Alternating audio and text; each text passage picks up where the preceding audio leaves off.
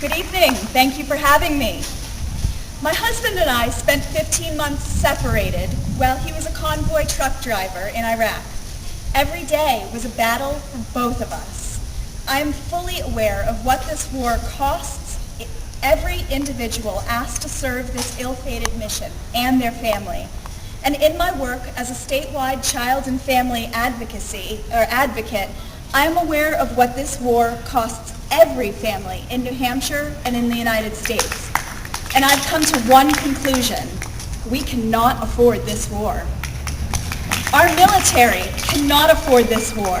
We have lost 3,732 American soldiers in Iraq to date, and that number is growing by 75 to 100 every month.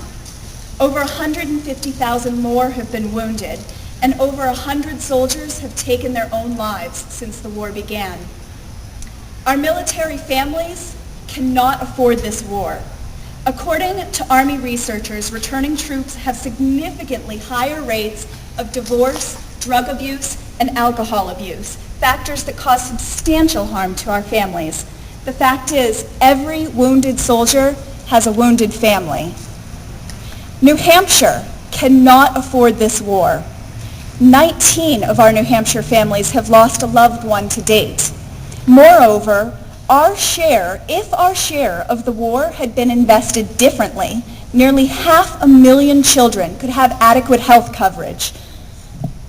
Every 3- and 4-year-old in New Hampshire could be enrolled in Head Start, one of the best investments a vulnerable and at-risk child can have. And almost 10,000 affordable housing units could be built for low-income families.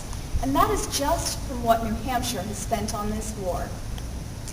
Finally, the children of America cannot afford this war in Iraq.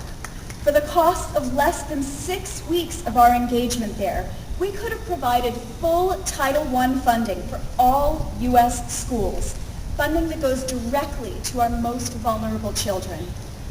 The cost of this war to date could have funded a degree from a state university for 5 million students. And we could have hired nearly 8 million additional public school teachers per year.